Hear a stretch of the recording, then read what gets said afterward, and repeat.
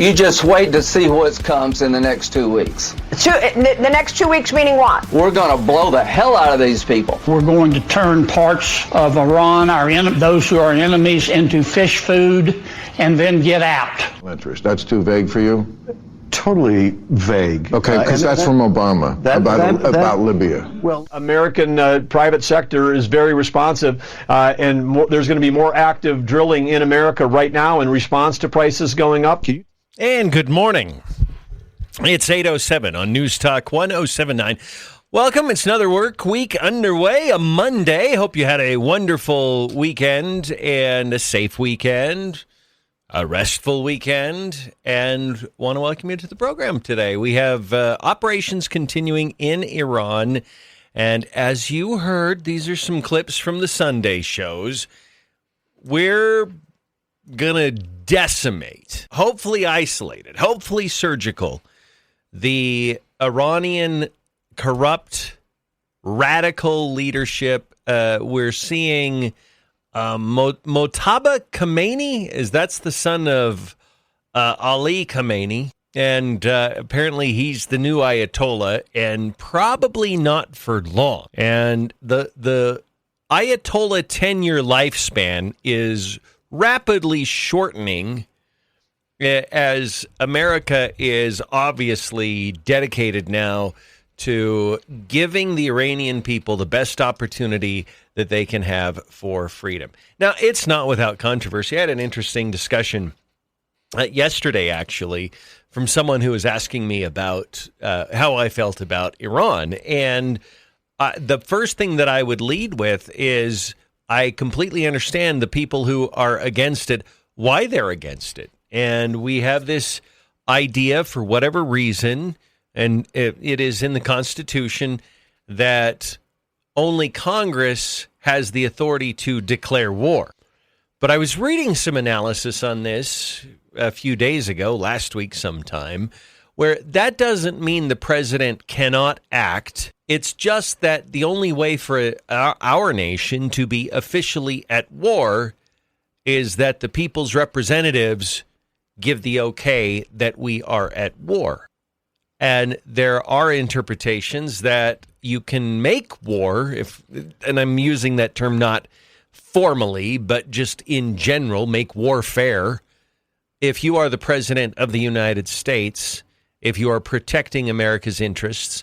We kind of solidified that, tried to put parameters around it, but no president really respects the War Powers Act of 1973. They feel like it's unconstitutional and whatever the case may be, and they've largely kind of ignored it. But the president has 60 days to do what he needs, and I think that that's been viewed presidentially as a loophole for you have a 2-month window here to try to get as much done as you can, and if there's any president that can get a lot done in a 60-day window, that would be Donald J. Trump. And we are seeing the speed of this operation happen very quickly. Obviously, these lawmakers, you heard the clips from Lindsey Graham and John Kennedy, they're in classified briefings a lot, but they've obviously been given the green light that they can say certain things. This is John Kennedy with Maria Bartiromo. What's our plan? I'll tell you what our plan is. We all heard it in the classified briefing. Our plan is to destroy the Iranian Navy, destroy the Iranian Air Force, destroy their facilities through which they're making missiles and drones, destroy the infrastructure for the Revolutionary Guard and other parts of their military. We're going to turn parts of Iran, those who are enemies, into fish food and then get out. I do not believe the president will send in troops. In fact, if he sends in troops, the thud you hear will be me face planting because I fainted. Okay, so that's John Kennedy. He doesn't think this is going to be any kind of a ground invasion, that we're not going to send in troops, that we can accomplish what we need to from the air, from cyber efforts, from whatever. I would not be surprised, and I sort of had this hypothetical. Julie and I had a conversation earlier this morning, and this might even be a good flash poll, and you could text in what your thoughts are. If we secretly drop in special forces, and I have no knowledge, I haven't heard anything. However, there have been times in the past when we have dropped in special forces, mainly for intelligence and perhaps a few logistical things, but they're not really there in a combat role. But they drop in, and it does put them at risk. I mean, they're, our men and perhaps women. I don't know if women are actively engaged in special forces very often, but it puts our people at risk in an operation like this. But I typically, when I think boots on the ground, we are sending armies and troops and tanks, and it's not so it's in broad daylight when that happens, and I would not consider that boots on the ground. However, I'm prepping myself for the media and for the Democrat Party and for squishy Republicans and Pharisee Republicans out there to make a big deal over it if we do come to find out that there are some special forces within Iran. So you have that. Here's a really quick clip from Lindsey Graham. Pretty much parallels what Senator Kennedy was saying. And we're going to win. All right, Israel and the United States, you just wait to see what comes in the next 2 weeks. The next 2 weeks meaning what? We're going to blow the hell out of these people. This regime is in a death row now. It is going to be on its knees. It's going to fall. And when it falls, we're going to have peace like no other time. We're going to have prosperity unlike anyone could ever imagine. Peace brings prosperity. You can't do it by talking. The Democrats criticize this operation. They didn't do a damn thing. These men and women in the military should make us all proud. Okay, so Lindsey Graham, I would agree, maybe not to the extent Tim Burchett said last week, but I would agree sometimes I think Lindsey might be a little too eager to go to war. But he's laying this out very, very clearly because he's served lots of time in the military. And we have a long history of being bad at war in America. And I don't think it's because our leaders are stupid or it's because they don't want to win or they don't know how to win, whatever.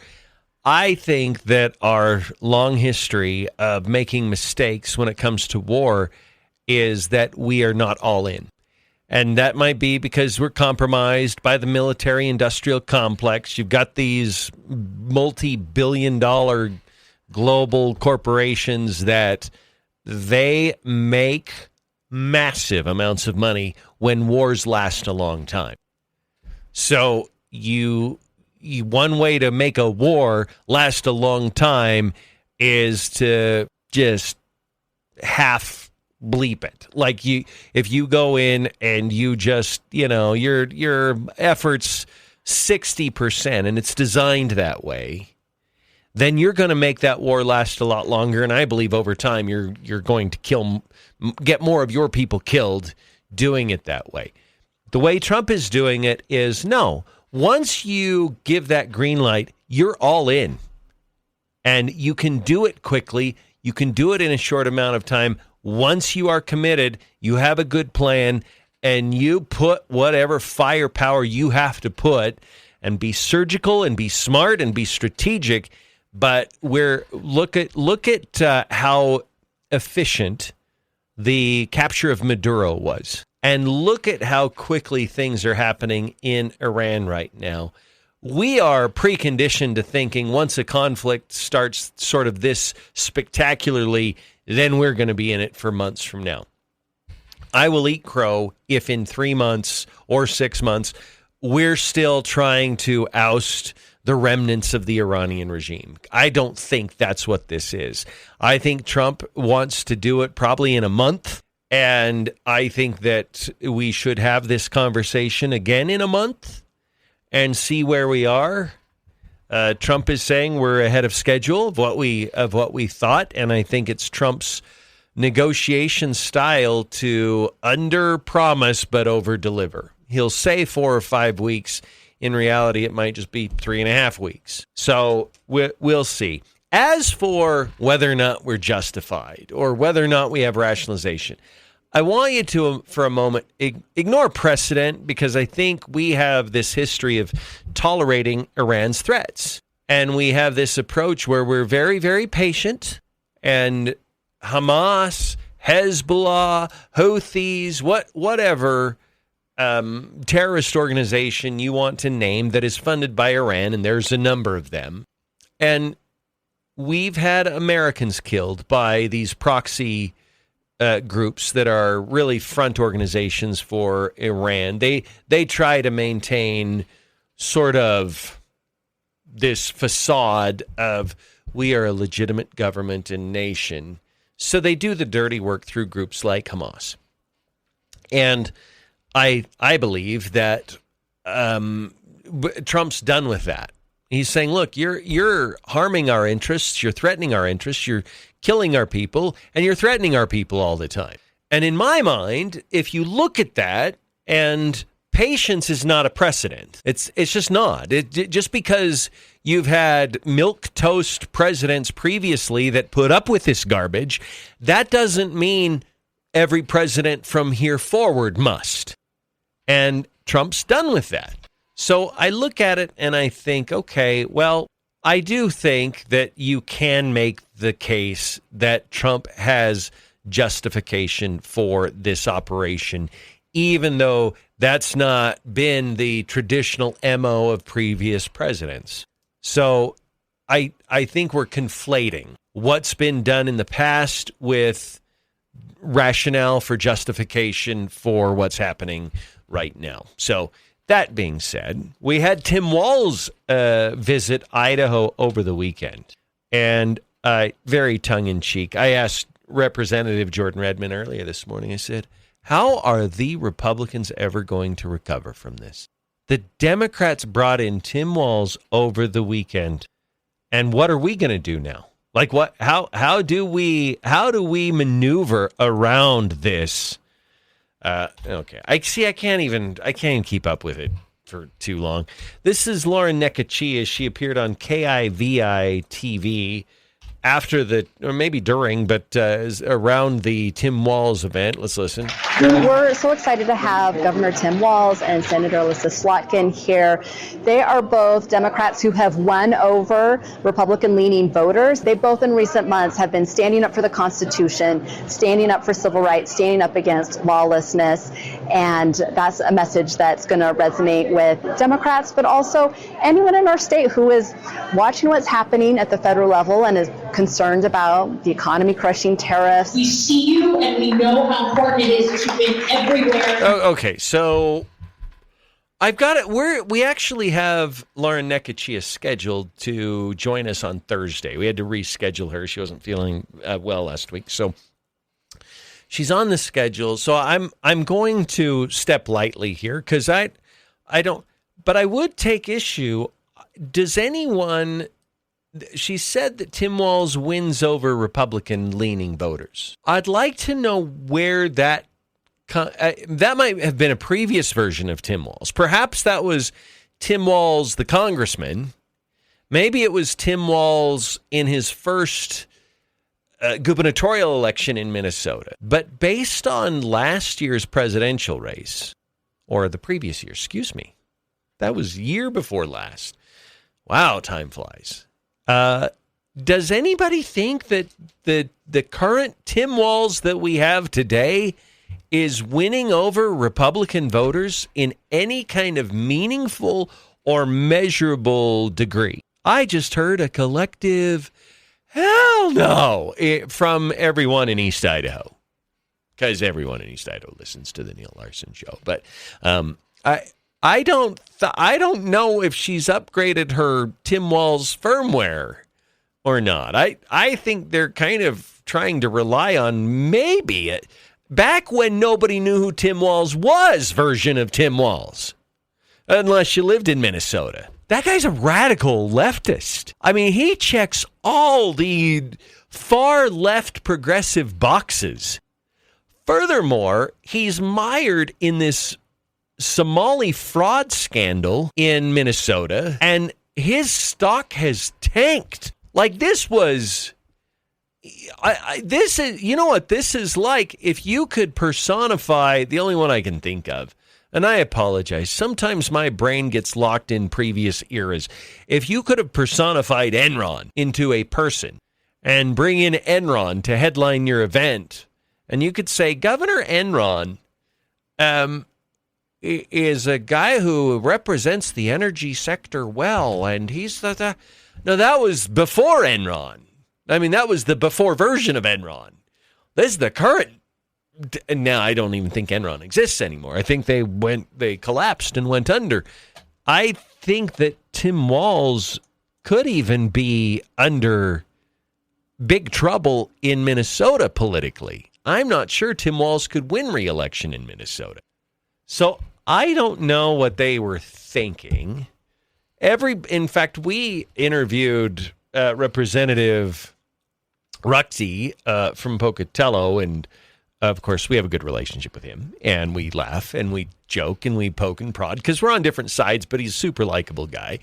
And I said, what are you thinking? His reaction was, well, I wasn't on the committee, so I haven't had much of a hand in that, and okay, that is not a ringing endorsement.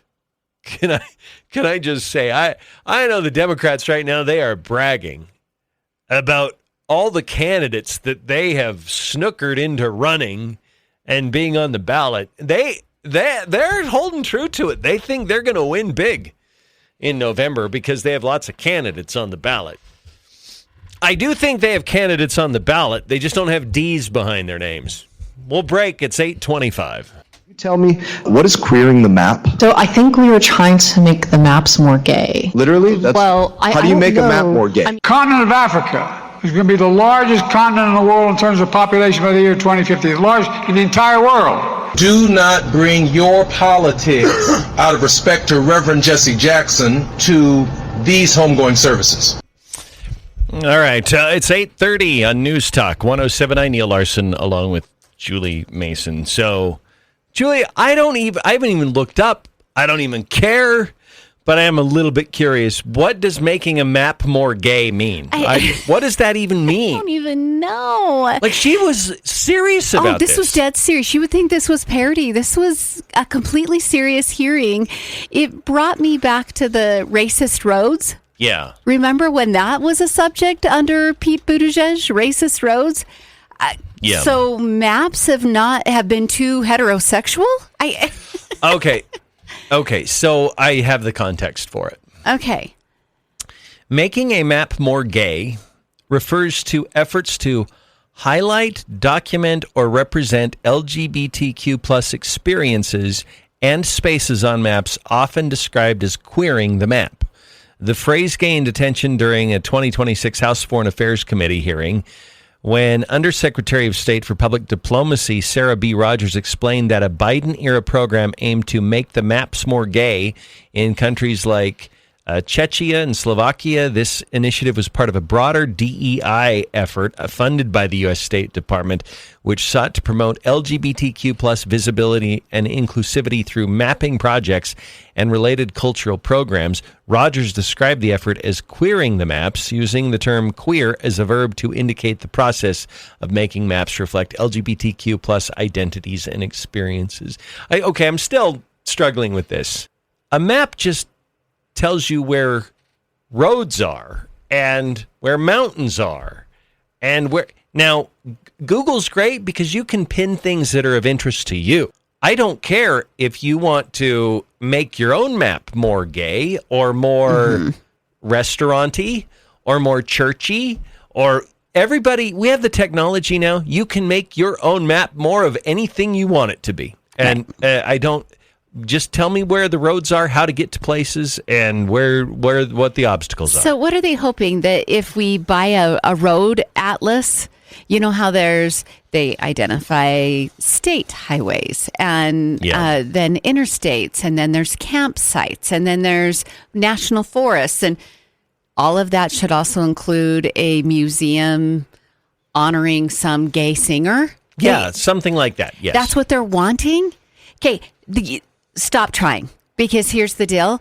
We're also not going to put I stopped in Alabama at the world famous pottery place. Yeah. It's a man who's won all of these pottery awards. We happened on it because there were roads, like they had put up billboards pointing that this was happening. We're like, I'm going to pull in there and see. It was a really great experience. I didn't expect that to be on a map. No, I don't either. I guess I would look at it like you can create a more anything map and then sell it to that niche audience. Absolutely. Digitally. And that's not what they're talking about. They're trying to make everyone want, desire, and consume a more gay map. Absolutely. But it's everything. We're supposed to... That is the agenda of the LGBTQ community. And I wish we could just have that honest conversation. You know what you're trying to do. Just say it. Yeah. Just say it. Just say, no, our agenda is the most important thing, and we're going to fight to have it everywhere it can possibly be. Yeah. I would at least find that a genuine argument versus the, oh, poor me, we're underserved, we're underprivileged. Well, I can find 100 other people who are underserved and underprivileged as well. Yeah. Well, I don't...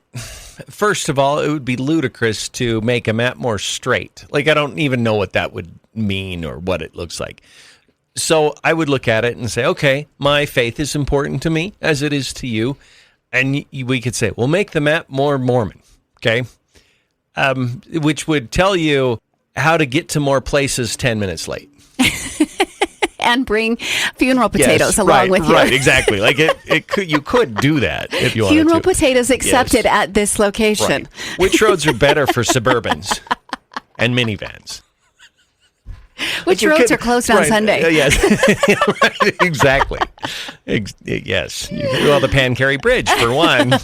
And, oh wait, that's like a 2-year-old. And every Chick-fil-A. Yeah. That's a 2-year-old joke on the Pancarry Bridge, but I would seek that out because I'm sure I could probably find a map that has significant Mormon history sites on it, for instance. I guarantee you it exists. Oh, sure it does. On some website somewhere. You bet you can find it. AI could probably create it with a well-crafted prompt. So we don't need to make maps more gay because if people want a more gay map, they can go out and make their own more gay map. They can find it. Just like I can go out and make a more Mormon map, or I can go out and make a, more...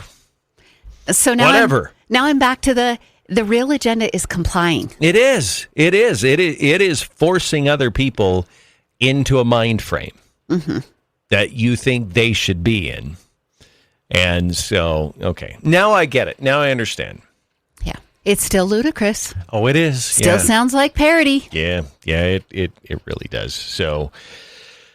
yeah, all right. I had another one. We had that. We also had...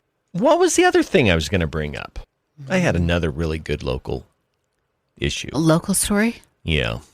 We were talking about Representative Jeff Thompson. And there was something where the Idaho Statesman had a piece solely on him because he announced he was running for the legislature in Kentucky. And... he also simultaneously, before he withdrew from the Kentucky race, filed to run in Idaho.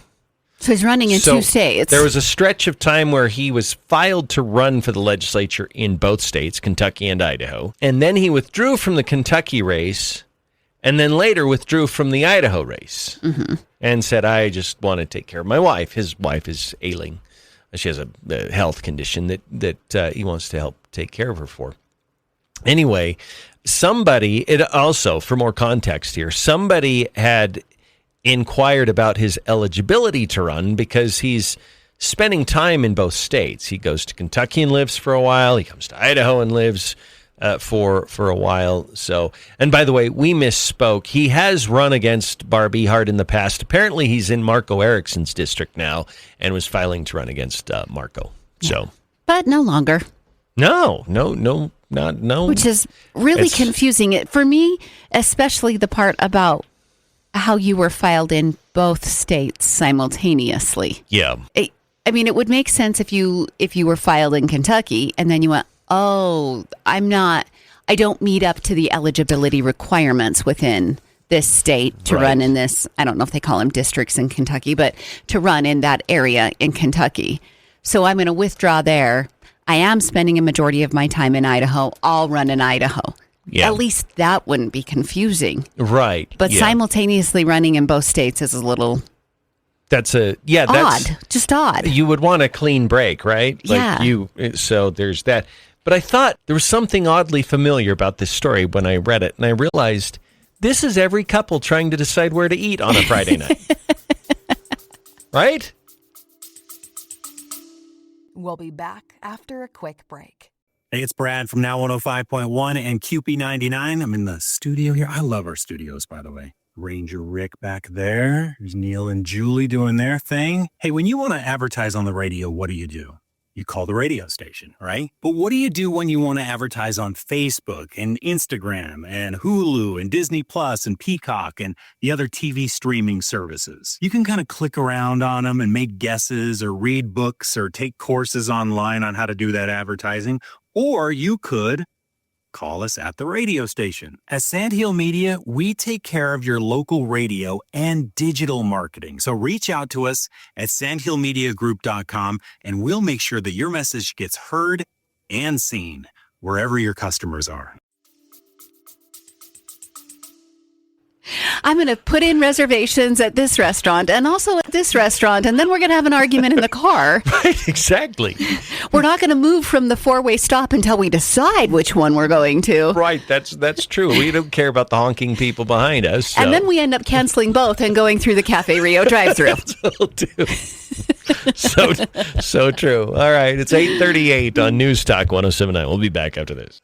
Bop. 8:44 News Talk 107.9. Neil Larson, Julie Mason, Monday morning, March 9th, 2026. Did you ever think 2026 would ever get here, Julie? Oh, no. I'm back to our conversation that started out the day, which is us saying we were middle-aged and then me going, but are we really middle-aged? Because I feel like I'm past the middle. And then we looked it up and it says we are still middle-aged. We are. I think until like 65, you're middle-aged. And then you just violently jump into geriatric? What? No. I mean, you can, I guess. But, look at it like this. Because this was a legitimate conversation Julie and I had this morning. Because I referenced that I did a self-reference to being middle-aged. And Julie's response is, but are we? And so I look at it not so much mathematically. Like you could look at it and say, yeah, you and I are likely to live to probably 80. That's the standard. That's kind of the standard, right? So given that, we have 27 years left, which that feels like we're getting to the closing part of middle age, right? It's Act 3 of a 3-act play. But don't look at it as simply like a chronological mathematical problem. But do you still have your health? Do you still have your vibrance? Do you still have your ability to be, you know what I'm saying? Yeah. Like, and I feel like very solidly we're in middle age. In fact, I have felt there was a stretch of time where I kind of felt very similar to what you were implying this morning, which is we're practically in our coffins. Okay. I spent my weekend shopping for headstones. Right, exactly. But I actually had the thought the other day, because I had worked hard to change that perception, because you have these signatures of being young. You may have little kids at home, or you have any kids at home. And that's come to a close for you. It's rapidly coming to a close for me. And so you're like, the best days are behind us.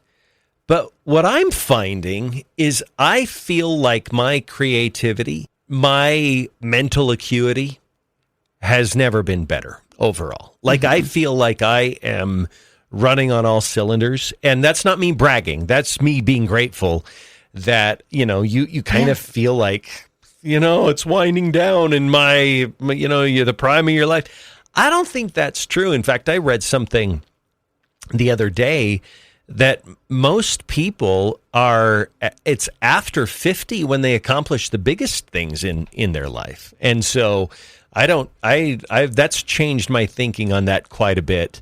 And it's taken some work, and I've had to be deliberate about it. So just because you're an empty nester or near that, or whatever, kind of like those younger days may be behind you, you still have some amazingly good days ahead. And I would even say decades ahead of you and people in our age group. So, and I don't want to suggest anybody who's over 75. Yeah, you're done. That's not the implication here. Much of our audience is in their 40s and 50s, and so I'm speaking largely to them. Right. But anyway. All right, we're not middle-aged. Or we are middle-aged. We are middle-aged. And I'll stop shopping for headstones. Okay, you do that. Take my deposit away from the funeral home. That would be good. Yes. You're not even close to that. It's a layaway plan at the funeral home. Right, that's true. Like how your mom used to buy a coat at Kmart, put it on layaway. I'll put my headstone on layaway. I never quite understood how that worked. Like you buy it, but you don't have to pay for all of it? Is that how that worked? Like, how did layaway work? And I don't know, because we didn't do it in our house, but didn't they keep the object? Yes. Like they kept it, so it was like a payment plan, but you didn't get to take it home. Yeah, and I remember like once, like my mom bought something on layaway, and now that I think back about it, I don't know exactly how that worked. Which is so interesting because you would buy for scarcity reasons. Yeah. Right? Like, and that's why my mom did. Like, it's like, oh, there's a bunch of these right now and they're cheap, so I'm going to do it. I'm going to grab it. So, but isn't that interesting that in today's world, you would read, like news stories with the left-leaning media about the horrible scarcity of everything in the nation. And I can't get this because of a tariff. Oh, stop it. Yeah. Just stop it. Are we generally pampered? I don't know what word you're going to say, but yes. Pampered, yes, but no. Are we... Is our tolerance for things being other than we want them to be so thin now that we lose our minds? It's crepe paper. It is. Like, I look at we have talked before about the over-the-top rhetoric from some lawmakers because there's been a few little holdbacks, a few cuts this year. And I'm like, how easy is your life that this is so incredibly disruptive to you? Right. And how easy is your life and how privileged are you that you can salvage government workers' jobs while cutting programs for little kids? Yes. And then still complain about it. Yeah, right. Right, exactly. Yeah. Yeah. Mostly, okay, 3 things replaced layaway. You don't see it much anymore. Okay. Credit cards. So you could pay, it was basically a layaway program, but you get to take it home. Store credit, retailers introduced store cards, and there are buy now, pay later apps, like Affirm. So it's just kind of like a payday loan, but it's a variant, like a cousin of a payday loan. And apparently it still does exist, but it's rare. Walmart occasionally offers holiday layaway. Burlington still offers it in some stores. And a lot of jewelry stores still use layaway. Okay. Okay. Yeah. A piece of jewelry actually kind of makes sense. Yeah. Like you want to get engaged. Yeah, right. You get the ring. Yeah. It's your form of commitment. You're making payments on it. That one kind of makes sense. Yeah. A pair of jeans for school doesn't really make sense. No, that doesn't make a lot of sense. Yeah. Yeah.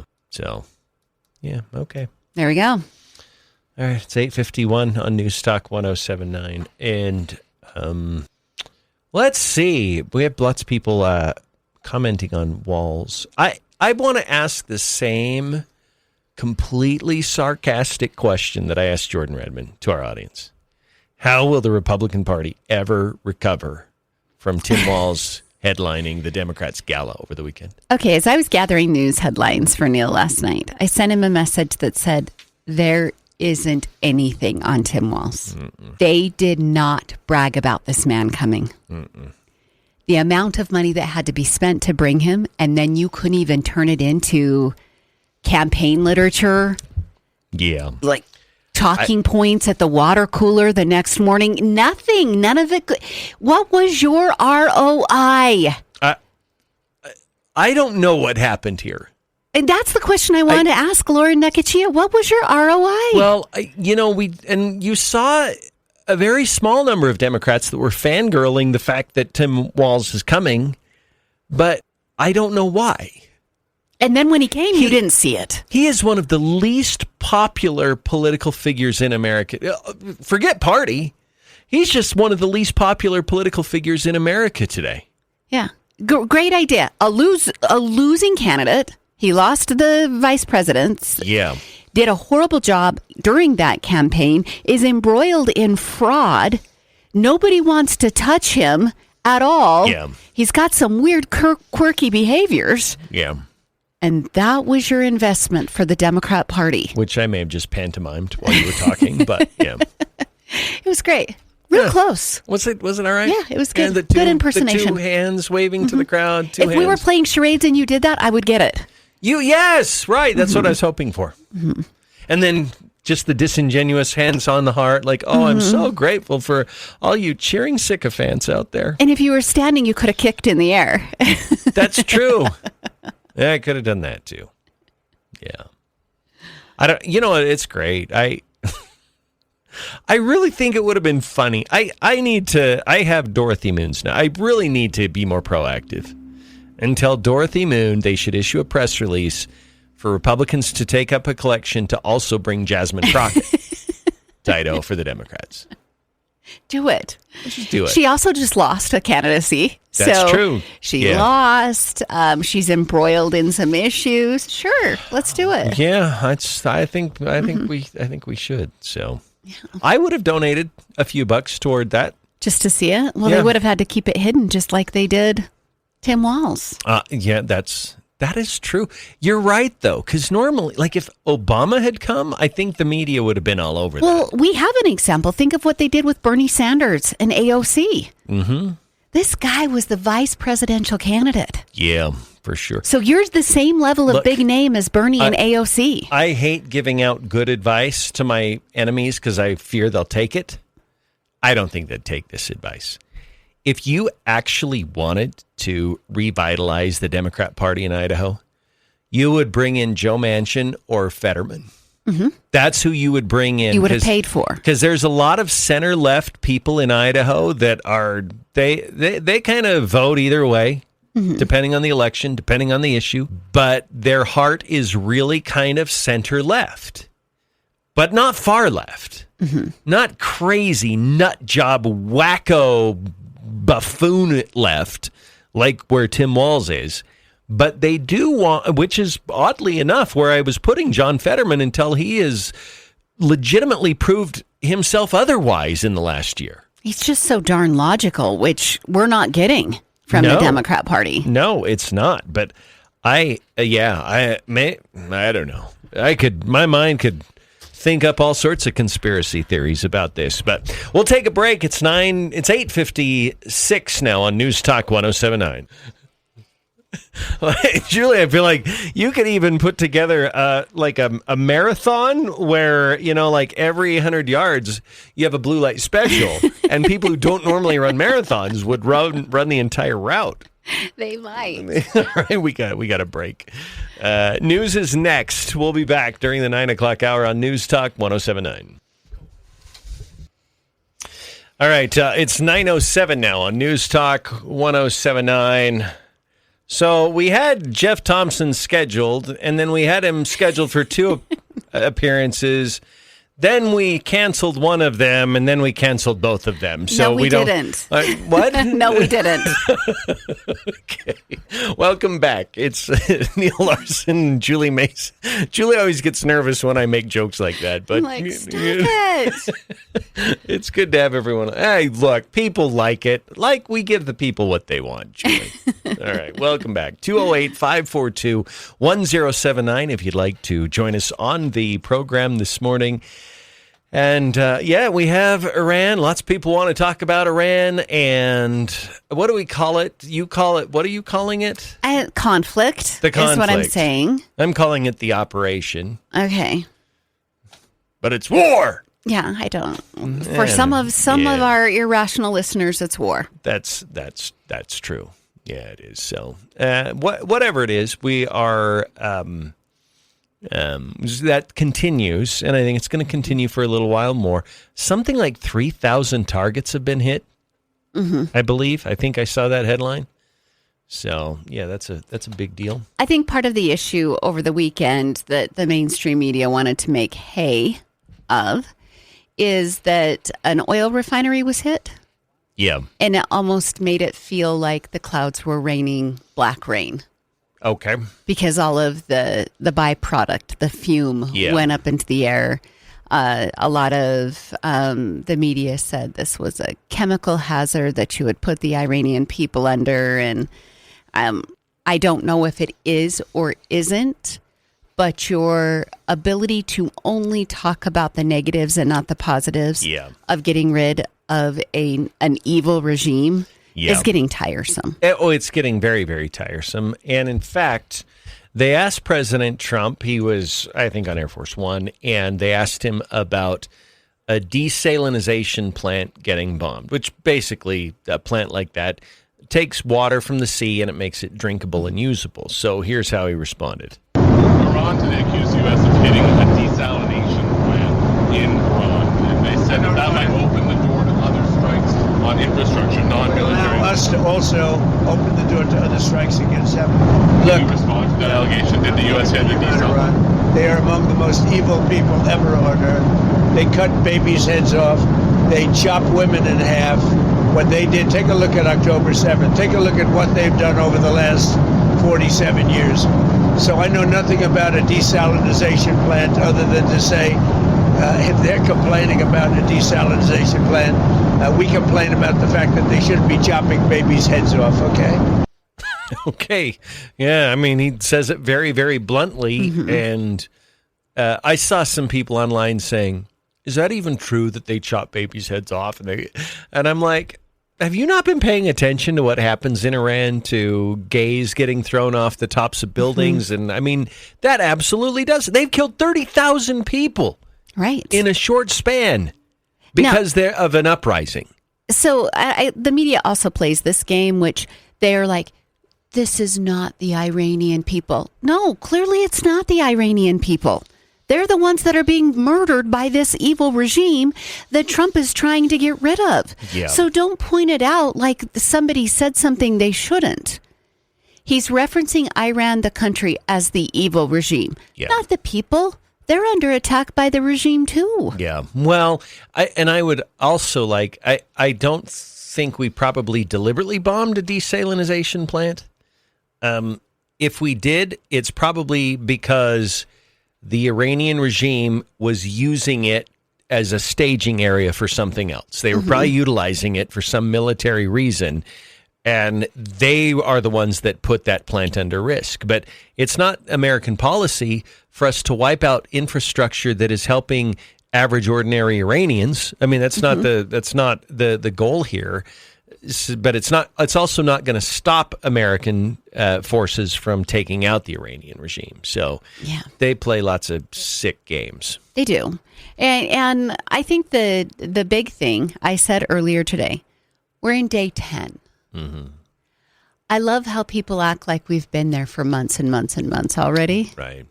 But yet we can just forgive the fact that Ukraine and Iran has gone on for 3 years under the Biden administration, and we just kept sending money there. Yeah. But 10 days in Iran is 10 days too many. Yeah, no kidding. It reminds me, do you remember when Trump was inaugurated, and about 4 minutes after he took the oath, the left started screaming, why are egg prices still so high? Remember that? Yes. They want it done. They want it done quick. Immediately. Yeah. So, yes, if you want to comment on that, you can. We interviewed Representative Jordan Redmond earlier this morning. He feels like the session is starting to wind down. The governor has a rescissions package on his desk, which is basically the 4% budget cut to the state budget. It drops. Keep in mind, the legislature only cut $15 million additionally from what the governor was asking to have cut. Not that much. Not that much. I know it sounds like a lot. I'd love to have $15 million. I'm sure you'd love to have $15 million. You know, on a Thursday or something. Yeah, sure. But in a state budget, $15 million is not that much. No, I called it a rounding error. It's a teensy bit of the budget. So we'll see. I doubt the governor is going to veto it over that relatively small amount. I would doubt it too, and Representative Redmond feels like it's going to get signed. He was also very diplomatic about discussing the bills in drawers issue we have in the Senate. Yeah. He kind of said, I'm hands off with that. They get to do what they want to do. It's not the preferred method. And of course, he would love to see them at least be required to be heard, but he doesn't have control there. And that's the very diplomatic answer that he gave. He told a funny story because obviously, it's a frustration that's been going on about, you get a bill passed in one chamber with big margins. It goes to the other chamber and they let it die in a drawer. And my idea, which obviously is not unique, is if it passes by a certain percentage in one chamber, the other chamber has to take it up. And he said, ironically, he and another lawmaker passed it a couple of years ago. And he said, ironically, it died in a drawer. Which I guess that makes some point proven, I guess. Yeah. And kind of sad that way. So. Yeah, there we go. You have that. What's left? What are some bills hanging out there? The E-Verify bill is one that he talked about specifically that he helped to craft that is currently in Jim Guthrie's State Affairs Committee. And I think a lot of people think it's just going to die. It's going to stay there. He did say that his short-term rental bill is being heard in the Senate today. Okay. They're still doing work. I think that there's still going to be some things that will be accomplished. We, of course, interviewed the Secretary of State last week. They haven't quite decided what they're going to do with the election dates. Yeah. However, they have another year. Yeah. So they might just kick that can on down the road. Yeah, they might. So I think today, Julie, it takes a little bit of doing, but I've created this system that detects, you can either call it affiliation integrity or party cohesion.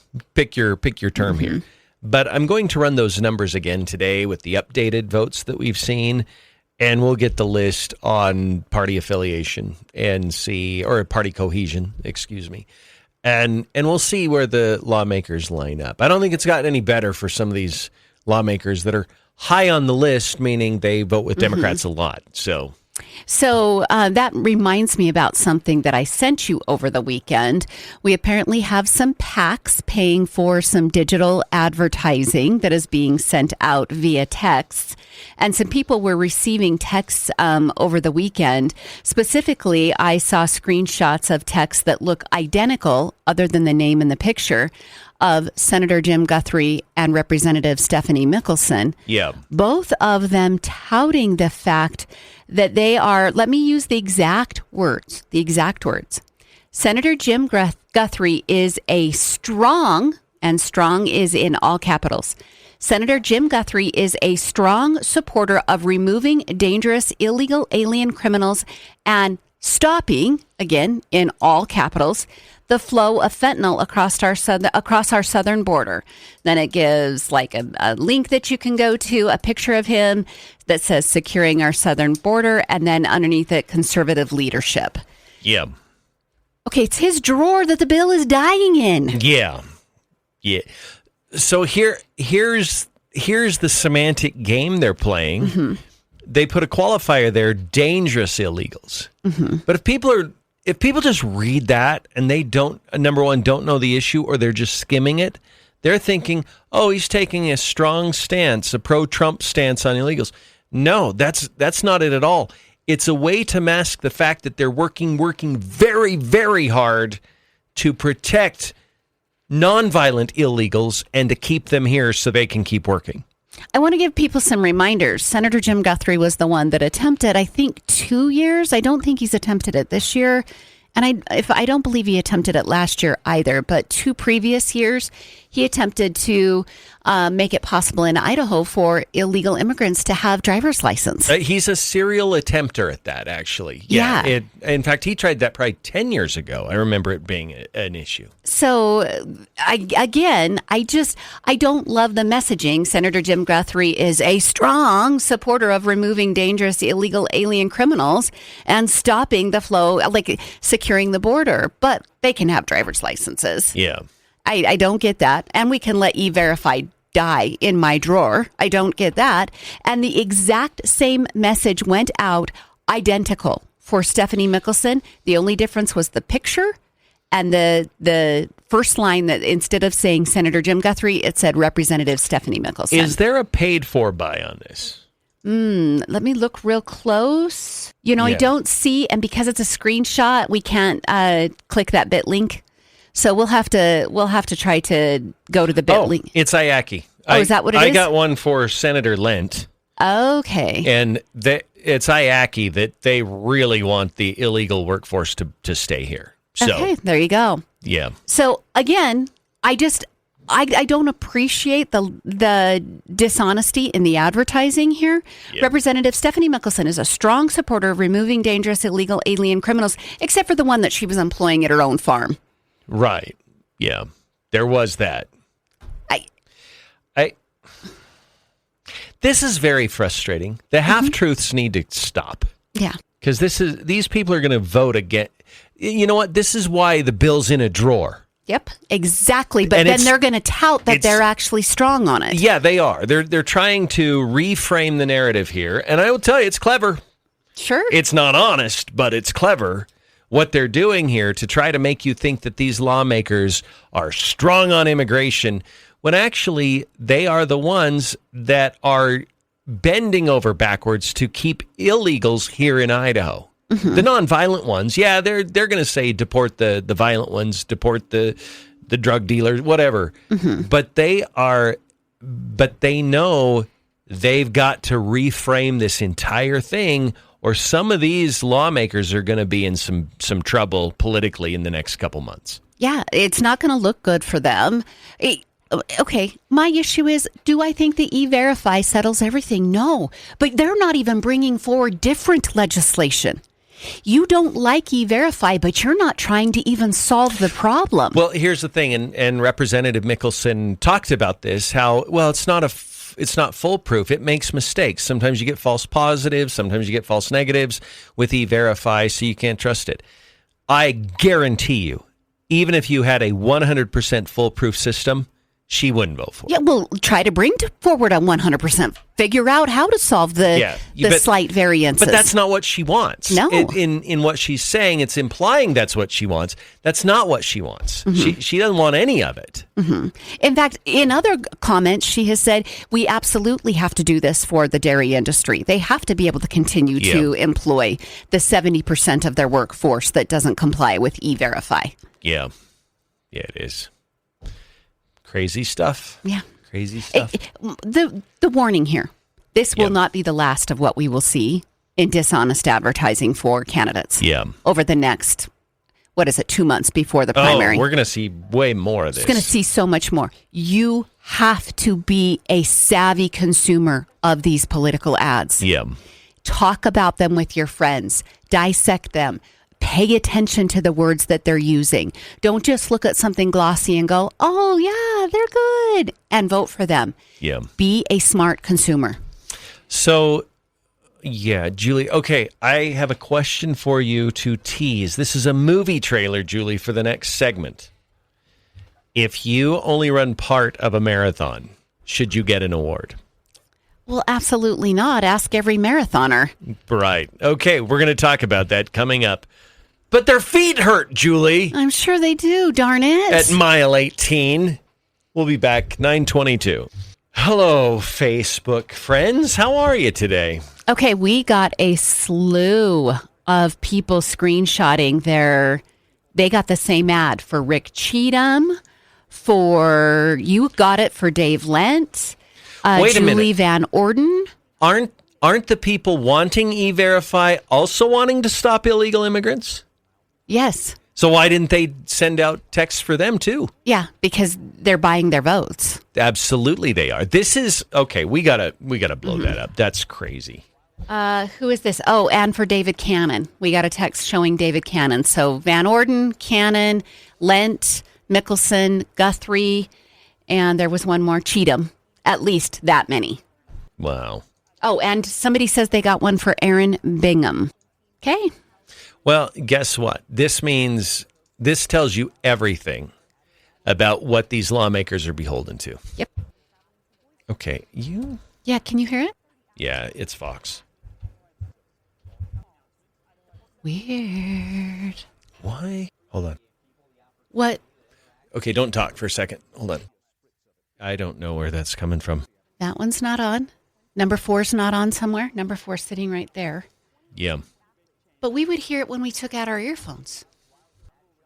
No, it's coming through the board. It's bleeding Yeah, it's through the somewhere. board. And notice there's a little delay. It's the same. Will you mute your Facebook audio? Mm-hmm. I don't think that's it. It's not. It's definitely Fox, but I'll mute my Facebook audio. That's fine. Oh, we're on. Hold on. Here we go. All right, 9:25 on News Talk 107.9. Neil Larson and Julie Mason. So, Julie, you sent me this audio, which I was shocked. And I mean, not really. But for theatrical purposes, I was shocked when I heard this. Listen to this. This is a guy by the name of Vinny Totorich. Apparently, he's big in the running world. Anyway, the LA Marathon, there were some runners that quit. They're quitters at mile 18, but they get a certificate saying they ran the marathon. Mm-hmm. They get a finisher. No, you didn't. No, you didn't at mile 18. And by the way, if you talk to marathoners, a lot of them crash out at mile 18. Okay. They push forward past that point and finish at 26. Yeah. So why are you on a T-ball team? Is this I 4 years old? Well, What? let's just play the audio and then. I just did a written post on this. Now I'm doing a video post because it's worth it. The pussy nation is in full swing. The LA Marathon just announced that if you get to the 18-mile mark, you can stop and they will call you a finisher. They said it's going to be a little too hot for you, so they wanted to just give you a trophy because you didn't finish, but you get to be called a finisher. Now listen, other races have done this. The Boston Marathon is famous for, if it's too hot, we will defer your feet to next year and we'll let you race then. I get it. Some people might have heart problems and this and that, and they don't want to run in the heat. If that's the problem, don't run at all. But if you go to 18 miles and you stop and you collect a finisher's award, that's wrong. We don't need that. Look, people run the Badwater 135. That's 135 miles in Death Valley, the hottest place on the planet. The temperatures hit 121 degrees out there. They don't give you an award for stopping in that race. Listen, folks, don't do that to yourself. If you can't start and finish and get the award that way, just defer to next year. All right? Stay motivated. Okay, so I saw this and I thought, this is trans achieving. Mm-hmm. Yeah. Does that make sense? Totally. You're claiming something that is absolutely, demonstrably, provably false. But yet you're claiming I finished. Now, if the race wants to give you a certificate that said you accomplished 18 miles, more power to you. But don't say you finished the race. Finishing is when you cross 26.2. That's when you finish. And it's garbage that they equate getting to mile 18 equivalent to getting to mile 26.2. I also have a question. What was the temperature? Because I saw somebody who put up a post from her running the Boston Marathon one year. She said the temperature that day was 88 degrees during the marathon. They did not give them finishers at mile 18. If you could choose to back out of the race and come back the next year, just like you explained. Yep. Or you could finish. That was your option, and it was 88 degrees. Well, wait a minute. You are signing up to run in a marathon in Los Angeles. You have to assume it's going to be warm. Right. I don't know the average temperatures in Los Angeles, but I would guess it's 88 is not like this crazy far out temperature. It's not like it's 110. I mean, it's 88. Mm-hmm. So that's weird to me. But it is California. It is California. It is weird where even mediocrity gets to be considered excellence in California. You can become an attorney general. You can. You can become a vice president. You can even run for president. That's true. That's true. Yeah, what is wrong with them? What's wrong with them? What's wrong with them? I don't have an answer for you. If I did, man, our country would be a lot better because we could figure all this out. But I don't have an answer for you.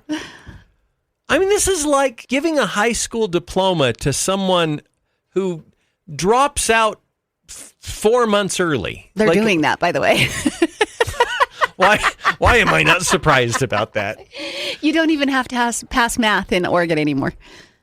They just give you the diploma? Uh-huh. For your mere presence in school? There's no academic expectation? At least in math. I don't know if you have to pass wood shop. I don't know what they make you pass, but math, they've removed the qualifications. You know, here's the problem. There's probably neither you nor I would ever run 26.2 miles, right? Oh, heavens no. I don't enjoy running. I enjoy working out. I don't enjoy running, so there's not going to be 26 of them. I might say, what's crazier than giving someone at mile 18 a certificate for finishing a marathon are the people who actually want to run marathons. You know what? I'll divide the marathon up with somebody. I'll run the 0.2. You can add it in. You get the first 26. I'll get the last 0.2. Yes, I can do that. But what was I going to say? Yeah, I don't know.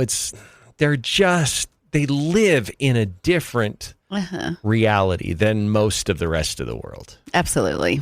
But it's just where we're at. I don't know how to change this culture.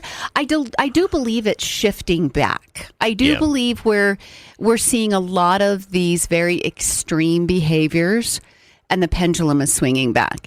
4 years ago, we wouldn't even have been allowed to make fun of this. That's true. There was limitations. Now people are openly making fun of things. So let me ask it this way, and I'm just saying this deliberately to provoke thought. Why needlessly add 8 miles to your run then?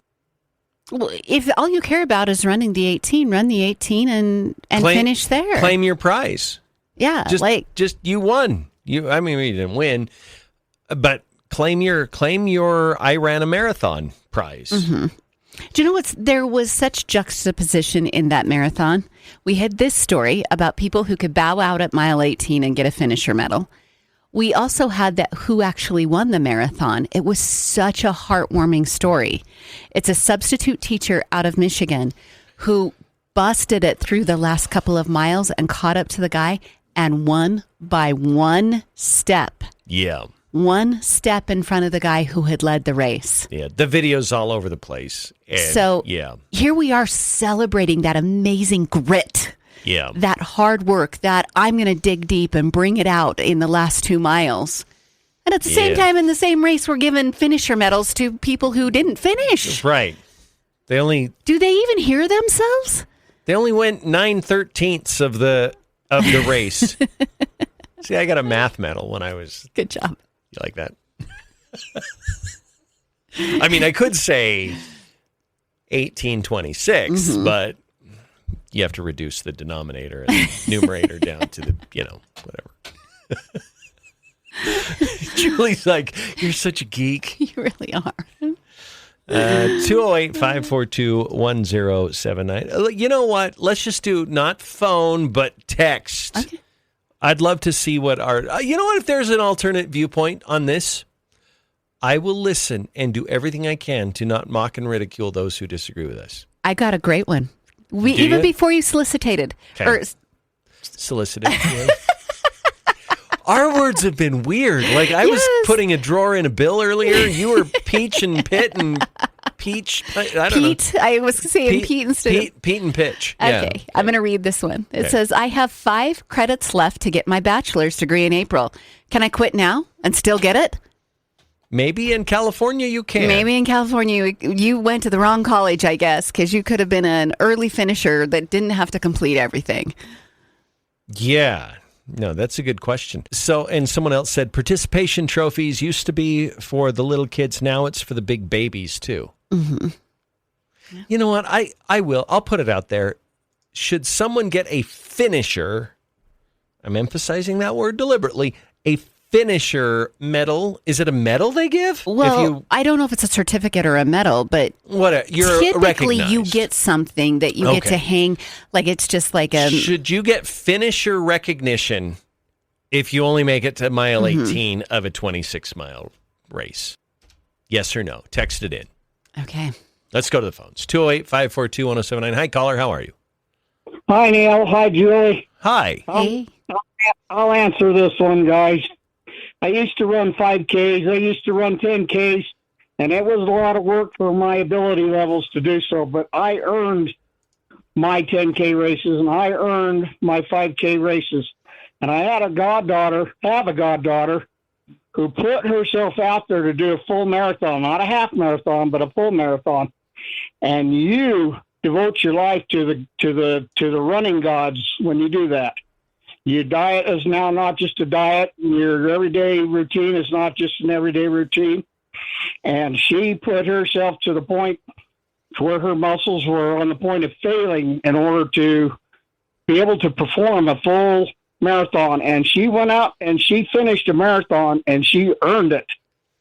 So people who go out there and say that you deserve something after 18 miles and, I think my intentions were good and I deserve a medal or I deserve something for the rest of it is baloney, because I ran 11 miles once in Texas at a lower altitude and I thought I had gone to heaven and died, because it's a fun thing to go out there and run when you have the physical ability to do so. Yeah. And get medals for coming up short on that stuff is total crap. Yeah. Okay. Anyway, thank you guys. Thank you for the call. I like that. That's good. We got a text from the friend of the show. Said, howdy, Neil and Julie. Stuart Pertella here. I've run 38 marathons that I completed. One time I was trying to qualify at Helena, Montana for the Boston Marathon, and I dropped dead at mile 22, and I did not finish. So can I now say I've completed 39 marathons? No. No. Yeah. By the way, that's amazing. Congratulations on 38. That's amazing. That's phenomenal. Yeah. But no, you work hard. You should get it when you complete it. Yeah, I would agree. What if you went to the store and the bill came to $26.20 and you said, I'm only giving you 18, but you need to give me my stuff anyway? What are they going to say? Yeah, it works in California. That's what your rebuttal would be. That's true. I mean, I know I'm $8 short, but you know what? It's close enough. Mm-hmm. How do they justify it? If you live in California, how do you justify this? Like what? We're mocking it, right? And as we should. But in their mind, what would they say? What would they argue? If we're to pause our ridicule for a moment and anticipate what is their best argument for this, what would it be? They would say they tried hard and did their best. Great. I'm glad they tried hard and did their best. Their best wasn't the completion. Right. That's a non-emotional statement. You shouldn't have your feelings hurt because of that. You did try your best. Well done. Yeah. I hope your circle of friends congratulated you for getting to 18. You don't deserve a finisher medal. Right. You get congratulations for exactly what you did. Mm-hmm. I can't think of a good argument for for their side. Mm-hmm. This really is everybody gets a trophy, right? Like participation. Absolutely. You know what? And if they lower this standard, you know what's going to happen? There's going to be a bunch of people that will claim their prize, medal, whatever, because they did 18, and apparently in California, their California math is 18 equals 26.2. But you're going to have people that only make it to mile 16, and then they're going to say, I was really close to the mile 18. So I think I should that. Like you open that door, you just start dumbing down, watering down, mediocre down everything, and 26.2 is 26.2. This person said, heck no, I ran lots of races, including a 50K. There's no way in heck I would accept a trophy if I didn't finish the race. I love that this person recognizes the grit and thinks it's pathetic to take a trophy when you didn't finish. I agree with that. Okay, phones are crazy. Let's go to the phones. Hi, caller. How are you today? Good. How are you? Good. What's up? Yeah, and mine goes along with that last text. It's actually a detriment to the athlete, to give them a trust for not finishing, because what incentive do they have to go back and train harder so they can finish the next year? Yeah, that's true. Yeah, it only harms them in the long run, for sure. Thank you for the call. Let's go to our next caller. How are you, caller? I'm good. It's so good to talk to Neil and Julie on a Monday morning. Hi, Adam. What's up? HOA Adam. Listen, this topic could not make me more thrilled, because I was at the gym just now working out while I was listening to this, and I got about 68% of the way through my workout and said, perfect, I can be done and consider it a full workout. So I couldn't be more excited. Good job. Yeah. Way to phone it in, Adam. Is giving me the full credit. Yes. Yep. Love it. Absolutely. Okay. All right. Mediocrity rounds up to excellence, right? That's what it is. Yeah. 100%. Well, 68%. Yeah, but same thing. Yep. Appreciate it. Okay, go ahead. I was going to say, somebody sent in a text and said, can I work Monday and Tuesday and part day Wednesday and get paid for the full week? You probably should. Let's take that to our bosses. Let's see how that goes over. Let's do that. We're only working 68% of the time. That's pretty funny. All right. Well, let's break. It's 9:41 now on News Talk 1079. Neil Larson along with Julie Mason and you. If you'd like to reach us, 208-542-1079. Okay, why don't we have it now? No idea. Because we still had it after I muted Facebook. Yeah. I don't know.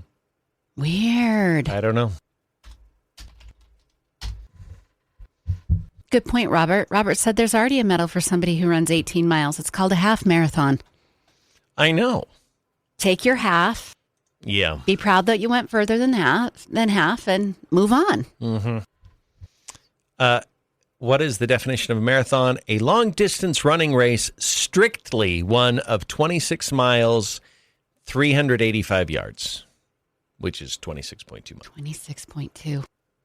Neil and I have friends who run 50s all the time. Mm-hmm. We think they're crazy, but we love them. Yeah. You wouldn't, if you met him, you wouldn't know that hidden weird secret about them. It's like Ted Bundy.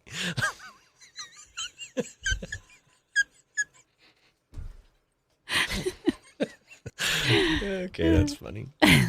They'd laugh if they knew. They would laugh at that. How'd you guys all do with the time change? I did not do well. How many times can you count that I've woken up late in our time of working together? On one hand, I could count them all. Maybe twice. Yeah. Maybe twice. I woke up late for church yesterday. Yeah. I have to drive to Rexburg. I also had to be there at 9:00. And because of a calling change, we were speaking in church. So I had to give a talk. Yeah. I woke up at 7:35. The latest I could get in my car was 8:15. The very latest. I showered, got completely ready, and was in my car at 8:11. That's wild. That's insanity. But I made it. Tiffany said her church had boundary changes. They're doing that to nearly every stake. Yours it hasn't happened in yours yet. It happened in mine. Yeah. It's happened in multiple. There's rumor it's going to happen in yours. Yeah. Have you talked to someone besides me about? Oh, no, just you. Yeah. I mean, I did ask. They're like, well, there is discussion of it, but it's not like this impending thing. Our congregation is big. Like we have, it's not the biggest though. We probably have around 400, I think, 300 and some. My daughter and her husband went to our regular ward. Yeah. And she said it's teeny. There weren't very many people. Well, that's what the mayor was saying the other day, that it's, yeah. I think I would like it, and it would make me sad too. Not that I like to be sad, but I think it would just be more manageable, to take care of the needs of the people. But I also would think, oh, they're not in my ward anymore, and people you really like. All right, here we go.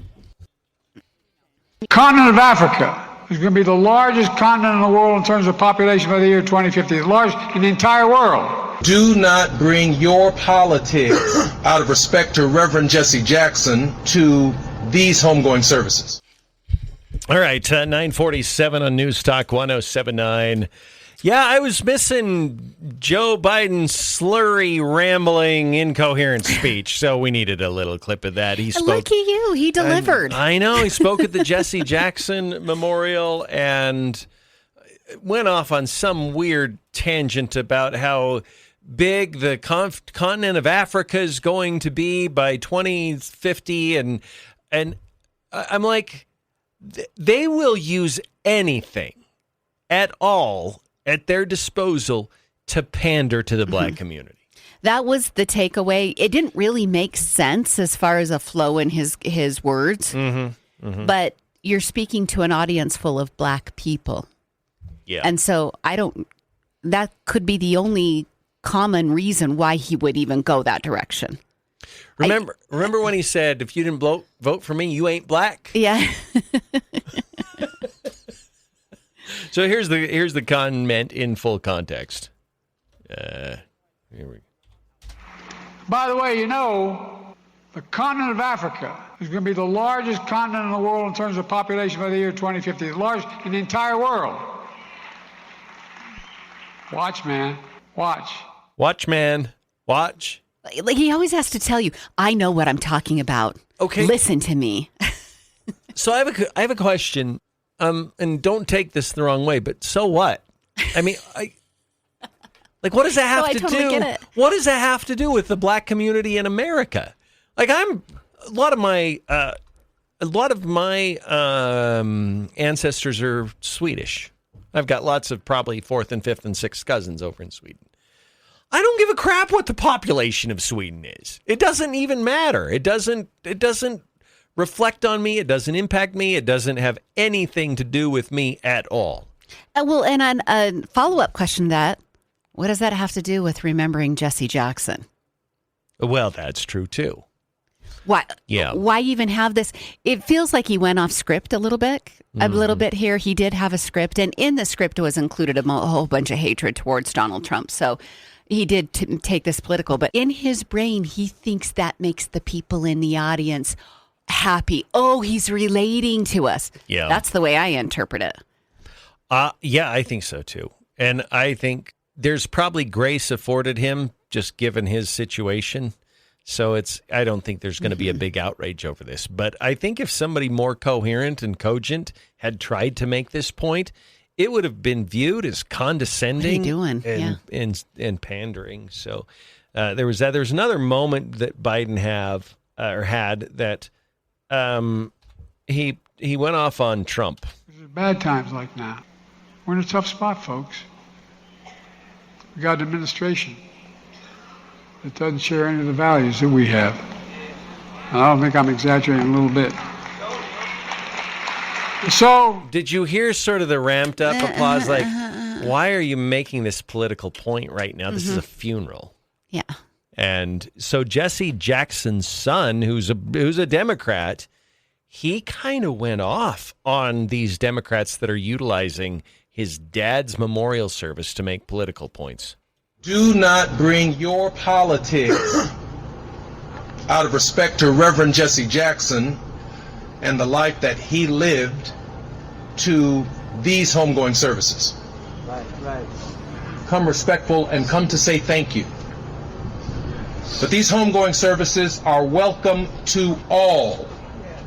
Democrat, Republican, liberal, and conservative, right wing, left wing, because his life is broad enough to cover the full spectrum of what it means to be an American.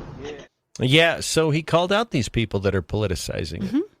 As he should. We've talked about this. We don't love that this happens at funerals. I don't love that it gets all political when we're remembering soldiers. And we've had people on the right do that. So I will be honest with my criticism here. Stay in the lane of whatever event you're at. Yeah. This event was remembering Jesse Jackson. Yeah. Yeah, it was. And who, by the way, really liked Trump. There was a long portion of time where they were fairly good friends. They did. And he and Obama did not, they hardly had a relationship. Mm-hmm. And whatever relationship it was very troubled. And so, it's funerals. There's a lot of, never mind, I'm not going to say it. But I think especially a funeral like this, there's a lot of pretending that goes on. Absolutely. Mm-hmm. Rewriting of history. Yeah. Yeah, it is. Okay. It's 9:53. We do have one more real quick commercial break. We'll come back. If you would like to join us in the last segment, let me give out that number, 208-542-1079. And by the way, Julie and I are going to stick around for a few minutes, as we always usually do, on Facebook Live. You can join us there by texting LIVE to 208-542-1079. Back after this. Yeah, baby. I have 2 funerals this week. You do? Mm-hmm. Oh, yeah, you were. Yeah. That's right. And I don't know when the funeral is going to be for the woman who was murdered in southern Utah, but I need to get some flowers sent for multiple people. Yeah. That needs to happen today. All of that happened in my husband's family because both of the other funerals are in my husband's family. All 3 of those things happened in a 2-day span. Do you think you'll go down to the one in Utah? I don't think so. Okay. No. But we want to support them as much as possible. So maybe take care of their home while they're gone, things like that. They do have kids here. So but I'm sure the kids are eventually going to make their way south too. So got that going on. Saddest story. My husband's cousin's daughter, his very close cousin. Like, sometimes you say cousins in Mormon families, and they don't even hang out together. This was a girl he grew up with. They spent a lot of time together. Her only child is a daughter. She just died, and she's 20 years old from cancer. Oh, that's heartbreaking. So heartbreaking. So heartbreaking. And then the other funeral is his uncle, who served the state of Idaho for many years. He was the warden for the state prison for many years, and older gentleman in mid-80s, so lived a very good life, but he finally passed this week as well. So 3 funerals on my husband's side of the family. That's a lot. Yeah. Let's do advanced Windows. Okay. Okay, hold on.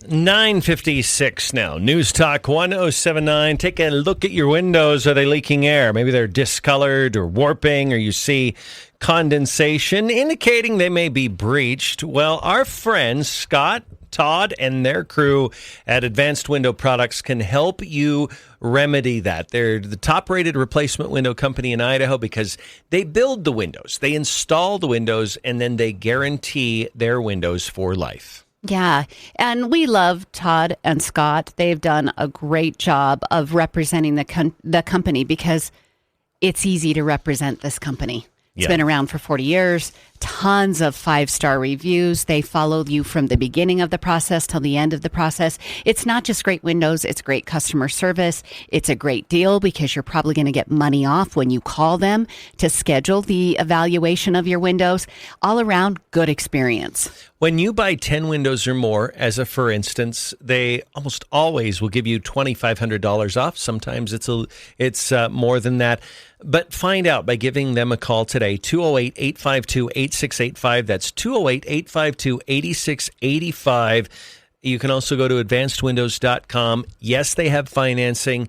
Yes, they have a lifetime guarantee as well because they know their windows will stand the test of time. I'm going to give the number one more time. We had a couple of people over the weekend texting us asking for the number, so let's give it out one more time. 208-852-8685. All right, Julie, we have 1 minute left, so let's go to the phones. Caller, you've got about 35 seconds. Go ahead. Caller, you have about 30 seconds. Go ahead. Hello. Hi, you got about 20 seconds. Go ahead. Can you hear me? Yes, go ahead. Yeah, let's talk about the marathon. So I've run 25. Yeah. Qualified for the 2 qualifying marathons are Boston and the Olympics, right? And actually, your body's good for 18 to 21 miles. The marathon starts after that. And if you're going to truly run marathons, then you train in the heat and you train in the cold. Yeah. It's a great point. Thank you for the call. That's going to do it for the show today. Join us on Facebook Live if you'd like by texting live to 208-542-1079. Julie and I back tomorrow. We'll see you then.